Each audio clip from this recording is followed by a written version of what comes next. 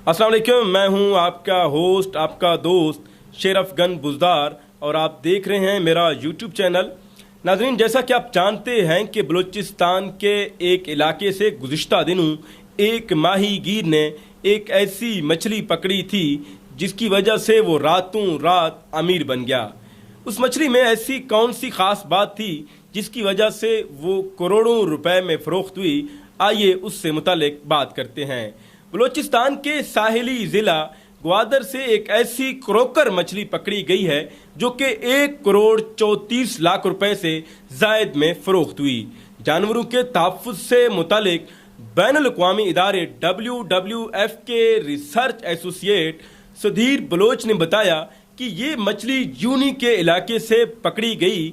उनका कहना था कि इस मछली का गोश्त फी किलो 2,80,000 रुपए में फ़रोख्त हुआ।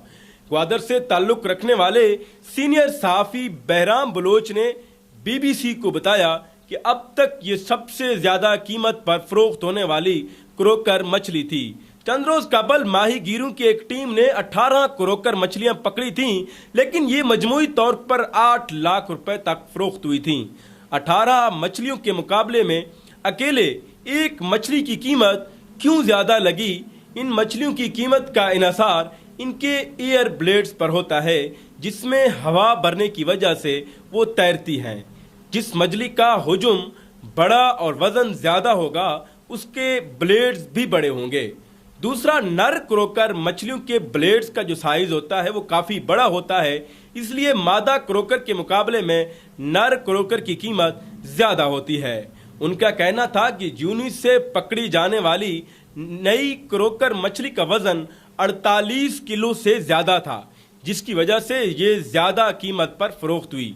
ये मछली इतनी कीमती क्यों है? माहिरीन के मुताबिक इस मछली को कर कर की आवाज़ की वजह से क्रोकर कहा जाता है, जो कि ये अपनी मादा को आवाज़ देने या दूसरे साथियों से राब्ते के लिए निकालती है।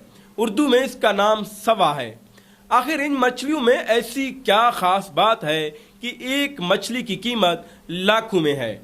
ग्वादर डेवलपमेंट अथॉरिटी के असिस्टेंट डायरेक्टर माहौलियात और माहिर समुद्री हयात अब्दुल रहीम बलोच ने BBC को बताया कि बाज़ मछलियां अपने गोश्त की वजह से बहुत ज़्यादा कीमती होती हैं, लेकिन क्रोकर के हवाले से मामला मुख्तलिफ है।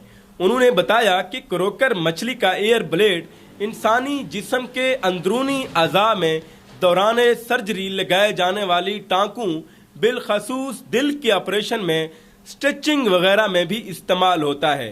ग्वादर में महकमा फिशरीज के सीनियर ऑफिसर अहमद नदीम ने बताया कि सर्जरी में इस्तेमाल के लिए क्रोकर मछली के एयर ब्लेड्स के धागे बनाए जाते हैं। इनकी खूबी ये है कि ये जेली की तरह जज्ब हो जाते हैं और ज़ख्म को जमा देते हैं। सर्जरी में टाँके लगाए जाने के बाद इनको निकालने की ज़रूरत नहीं पड़ती। उनका कहना था कि इसके एयर ब्लेड से बनने वाली सूप को चीन, यूरोप और दीगर सर्द ममालिक में लोग इस्तेमाल करते हैं। इसे एक पुरतायुश ग़ज़ा का दर्जा हासिल है। अहमद नदीम ने बताया कि जिस्मानी ताकत को बढ़ाने के अलावा कैल्शियम ज़्यादा होने की वजह से ये रीढ़ की हड्डी के मजबूती के लिए भी मुफीद समझी जाती है। WWF के रिसर्च एसोसिएट सुधीर बलोच ने BBC को बताया कि क्रोकर मछली का एयर ब्लेड कॉस्मेटिक्स की तैयारी में भी इस्तेमाल होता है।